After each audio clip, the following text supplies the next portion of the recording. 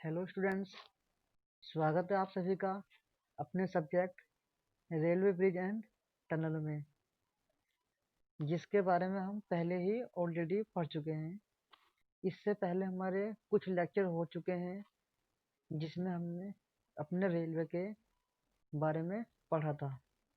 उसमें हमने रेलवे का विकास और रेलवे का कितने भागों में बांटा गया है और उसके अलावा मास ट्रांसपोर्ट सिस्टम वगैरह भी हम सभी पहले ही पढ़ चुके हैं। आज इस चैप्टर में हम पढ़ने वाले हैं रेलवे सर्वेक्षण के बारे में। अगर मैं रेलवे सर्वेक्षण की बात करूं तो इसमें ये बताया गया है कि अगर आपको किसी जगह से न्यू रेल निकालनी हो या फिर आपको कहीं पर नई पटरी बिछानी हो तो उस पटरी को बिछाने के लिए हमें किन किन बातों का ध्यान रखना होगा या फिर उस पटरी को बिछाने के लिए हमें पहले कौन कौन से सर्वे करने होंगे, तो उसी के बारे में ही हम लोग यहाँ पर आज डिस्कस करने वाले हैं। सर्वेक्षण के बारे में हम पहले ही ऑलरेडी सेकेंड ईयर में पढ़ चुके हैं। बस इसके आगे आपका लिखा हुआ है रेलवे सर्वेक्षण। तो इसका मतलब ये है कि रेलवे का सर्वेक्षण हमें किस प्रकार करना है। मतलब अगर हमें कोई न्यू पटरी बिछानी है तो उस पटरी को बिछाने के लिए हमें कौन कौन से काम करने होंगे, उन सभी को हमें अपने इस चैप्टर में डिस्कस करना है।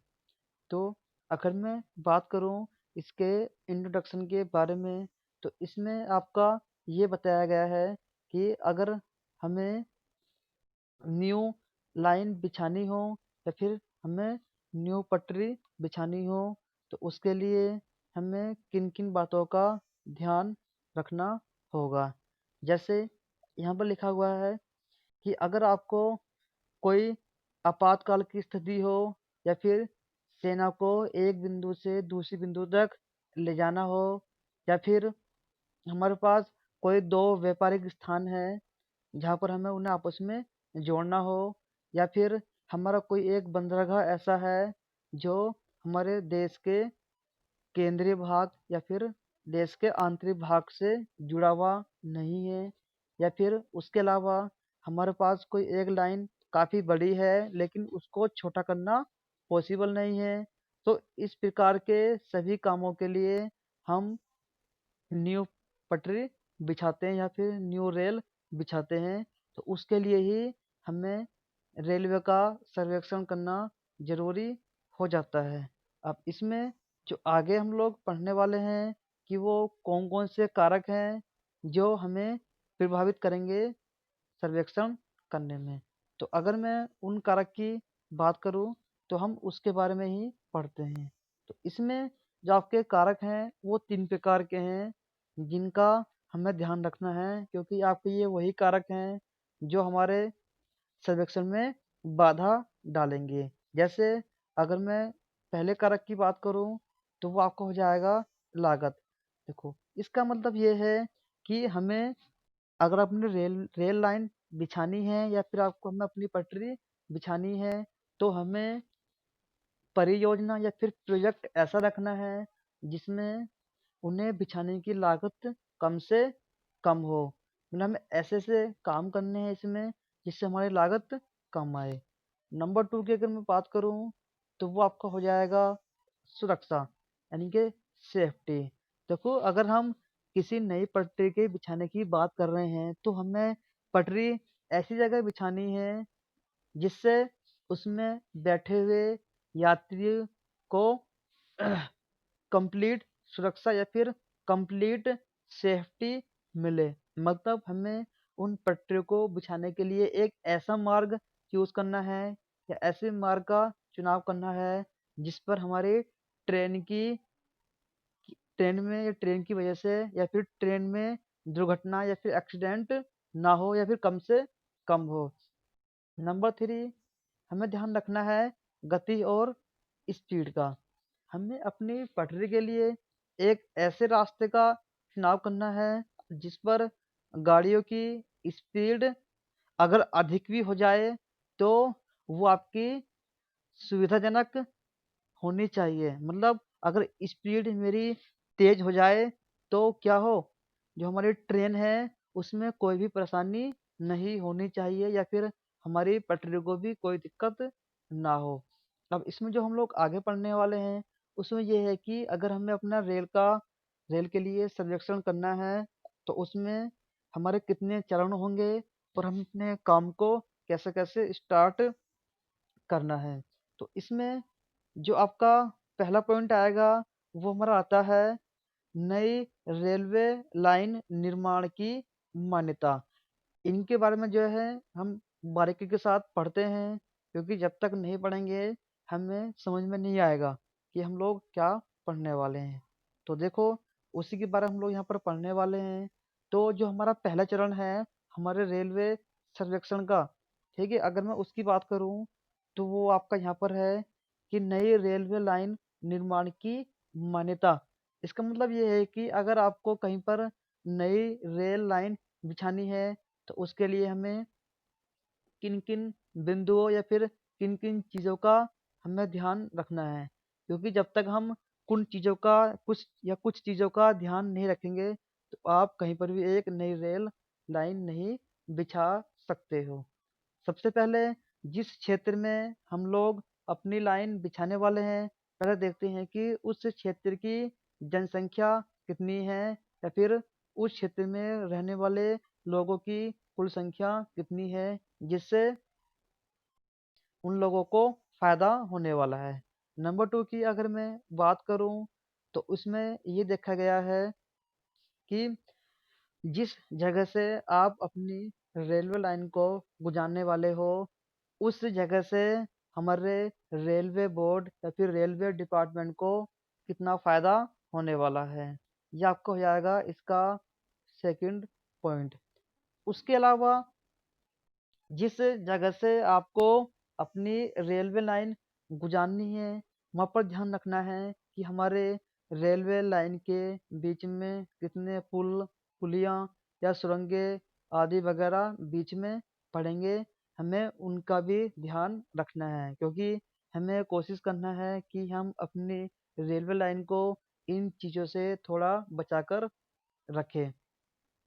उसके अलावा हमें जो एक डुप्लीकेट या जो स्टार्टिंग की लाइन लेनी है वो भी हमें ध्यान रखना है कि कंटूर माप के अकॉर्डिंग ही हो, जो हम लोग सर्वे में पढ़ चुके हैं। उसके अलावा जिस नई जगह से आप अपनी रेलवे लाइन को गुजारने वाले हैं, ध्यान रखना है कि वो आपकी लाइन बहुत सारी इंडस्ट्रीज या फिर कंपनी को जोड़ने में भी सहायता करे। उसके अलावा जिस जगह से या फिर जिस क्षेत्र से हम अपनी रेलवे लाइन को निकालने वाले हैं उस क्षेत्र में हमारी रेलवे लाइन से कृषि में और औद्योगिक संसाधनों में भी क्या हो, फायदा हो। उसके अलावा जिस जगह से हम अपनी रेलवे लाइन को गुजारने वाले हैं हमें वहाँ पर ध्यान रखना है कि उसके आसपास धार्मिक स्थान भी हों, व्यापारिक केंद्र भी हों और साथ में हमारे बाजार आदि भी उसके आसपास रहे, जिससे हमारा लोगों को फायदा हो सके और सभी को आने जाने की समय की भी बचत हो। उसके अलावा हमें ये भी ध्यान रखना है, एक ऐसा अनुमान लगाना है कि यात्रियों की उनकी जान माल आदि से सुरक्षा भी होनी चाहिए। हमें ऐसी जगह से अपनी रेलवे लाइन को निकालना है। तो अगर मैं दूसरे चरण की बात करूं तो वो हमारा आता है नंबर 2, हमारा जो है वो हमारा आ जाएगा अस्थायी संरेखण का अंकन। इसका मतलब ये है, अब इसमें आपको संरेखण करना है। अब आपको यहाँ पर लाइन गुजारनी है और हमें लाइन ऐसी गुजारनी है कि जो हम लोग लाइन गुजारने वाले हों वो कम से कम लंबाई की होनी चाहिए। उसके अलावा हमें अपनी लाइन को ऐसी जगह से गुजारना है जो मूल्यवान ना हो, ऐसी भूमि से गुजारना है जो कम मूल्यवान हो, और जो भूमि हमारी बिल्कुल बेकार पड़ी हुई हो। उसके अलावा जो हमारी लाइनें हैं, हमें कोशिश ये रखनी है कि वो हमारी ज़्यादातर सीधी होनी चाहिए, बीच में कर्व ना आए, क्योंकि कर्व की वजह से भी हमारे जो है दुर्घटना के चांस बढ़ जाते हैं। उसके अलावा हमें उस ऐसी जगह से लाइन निकालनी है जिससे हमें मिट्टी भरने की लागत भी कम से कम आए, हमें मिट्टी भरने की नौबत ना आए, मतलब जहाँ पर हमें भराव डालना ना पड़े।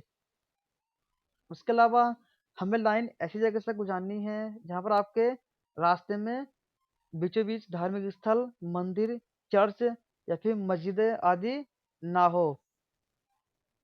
उसके अलावा जब भी आप लाइन निकालोगे तो आपको हमेशा नदी के लंबवत ही पार कराना है। हमें हमेशा अपनी लाइन को नदी के लंबवत ही पार कराना है। तो ये सब बजाएंगे आपके अस्थायी संरेखण। अगर मैं नंबर 3 की बात करूं तो ये आपको जाएगा टोह सर्वेक्षण। देखो नंबर 2 से हमने बहुत सारी लाइनें निकालनी हैं अलग अलग प्रकार की। तो अब हमें करना क्या है कि उन लाइनों में से या फिर उन संरेखण में से हमें कोई एक संरेखण चूज करना है। अब देखो उसके लिए हमें बहुत सारी चीजों का ध्यान रखना होगा, इसी हम बोलते हैं टोह सर्वेक्षण। इसके लिए हमें जो है प्रिज्मेटिक कंपास का प्रयोग करना है और पता लगाना है कि उन रेखाओं के या उन लाइनों के आसपास हमारा चुंबकीय बेरिंग कितना है। ठीक है, और उसका हमें जो है अपनी फील्ड बुक में नोट करना है। उसके अलावा जो लाइन हमने चूज की है उसके आसपास की कम से कम 100 मीटर की त्रिज्या या 100 मीटर की दूरी पर हमें अच्छे से अध्ययन करना है और उसके आसपास की विभिन्न वस्तुओं का पता लगाना है। उसके अलावा हमें ये ध्यान रखना है कि जो हम लाइन चूज करने वाले हैं या फिर चयन करने वाले हैं जिन लाइनों का, हमें ये भी ध्यान रखना है कि उसके आसपास जल स्तर यानी कि वाटर लेवल कैसा है, या फिर बोरिंग का भी हम उसके लिए उपयोग कर सकते हैं पता लगाने के लिए, क्योंकि ये भी बहुत ज़रूरी है कि जहाँ पर हम लाइन निकालने वाले हैं वहाँ का वाटर लेवल ज़्यादा ऊपर तो नहीं है, क्योंकि उससे भी हमारी लाइनों को प्रॉब्लम हो सकती है। उसके अलावा जिस जगह से आप अपनी रेलवे लाइन को गुजारने वाले हैं, हमें उन संरेखण के लाइन के आसपास अपनी मिट्टी या फिर सॉइल का भी सर्वे करना है कि वहाँ पर सॉइल की कंडीशन कैसी है।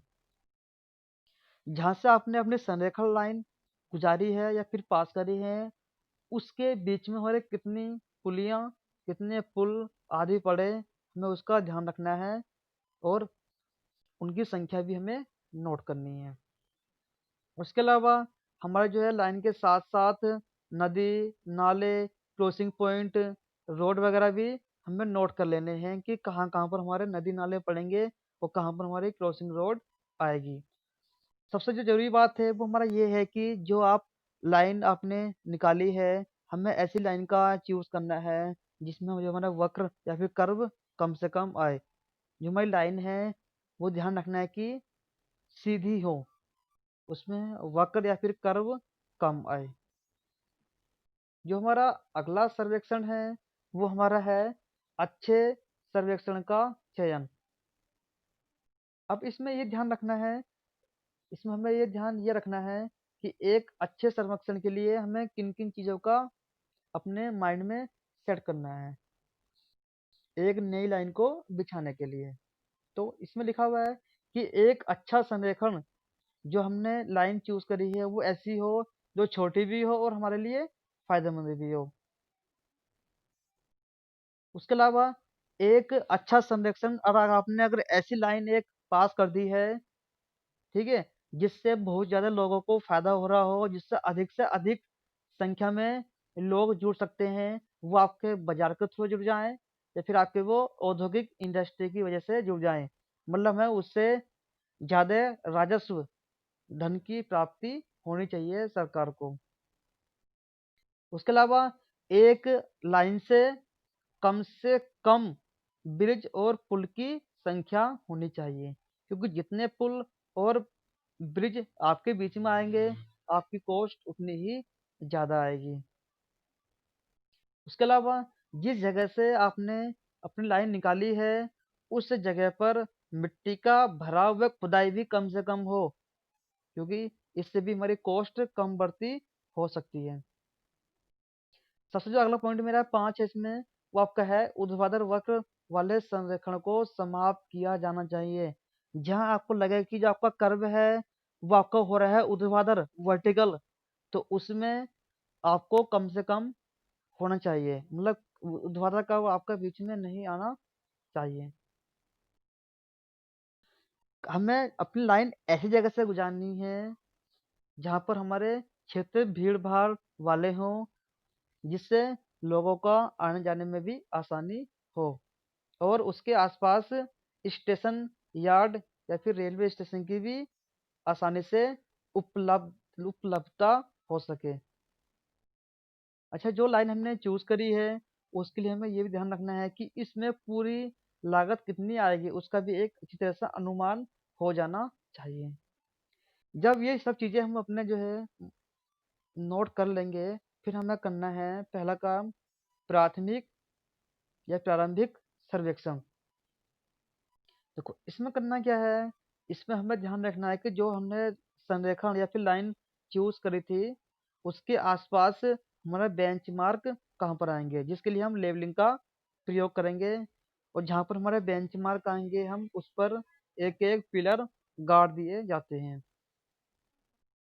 फिर संरेखण के आसपास 20 मीटर या 40 मीटर के अंतराल पर हमें जो अपना लेवल है वो समतल कर लेना है।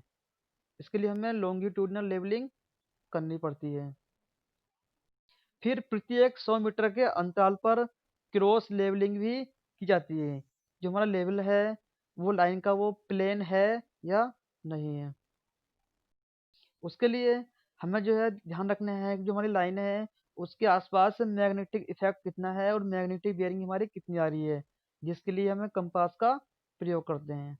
ये सब करने के बाद फिर हमारा एक मार्ग सर्वेक्षण नक्शा तैयार हो जाता है, जो हमें ये बताएगा कि इस लाइन के आसपास या फिर चारों तरफ 100 मीटर की भूमि के आस भूमि पर हमारा क्या क्या मौजूद है। फिर प्रत्येक 2 किलोमीटर के बाद हमें अपना जो है एक स्थायी परमानेंट बेंचमार्क भी स्थापित कर देना है कि इस लाइन के लिए जो हमारा परमानेंट बेंचमार्क है वो ये है। फिर जो आप सर्वे करने वाले हो प्रारंभिक वाला, उसमें आपको ध्यान रखना है कि उस क्षेत्र में कहाँ कहाँ की वाटर लेवल ज़्यादा है, कहाँ का वाटर लेवल कम कम है, कहाँ का ज़्यादा है कहाँ का कम है। फिर उसके अलावा जो वहाँ की जो हमारी कंडीशन सोil की कैसी है, कहाँ की अच्छी है और कहाँ की हमारी खराब है। जहाँ पर रास्ते में बीच में अगर नदी आती है तो हमें ध्यान रखना है, ठीक है, कि जो नदी की जो है लंबाई चौड़ाई उसकी ऊंचाई है, वहाँ का जो वाटर लेवल है नदी का, वो भी आपको ध्यान रखना है। और हमें अपने कितनी ऊंचाई से अपने जो है रेलवे लाइन को क्रॉस कराना है उसके ऊपर से। उसके अलावा अगर मैं बात करूँ, ठीक है, तो फिर आपको यहाँ पर हमें ये भी ध्यान रखना है। अगर मैं नंबर 7 की बात करूँ, ये आपका जो है सोइल की कैपेसिटी होगी है कि जिस सोइल से आप अपने रेल लाइन गुजारने वाले हो वहाँ की सोइल की बेयरिंग कैपेसिटी कैसी है, उसका भी ध्यान रखना है। जब ये सभी चीज़ें आपकी तैयार हो जाएंगी तो इनको आपको एक ड्राइंग शीट पर नोट कर लेना है। और जब आपकी ड्राइंग शीट रेडी हो जाएगी तो उसके अकॉर्डिंग ही फिर आपको एक रफली या फिर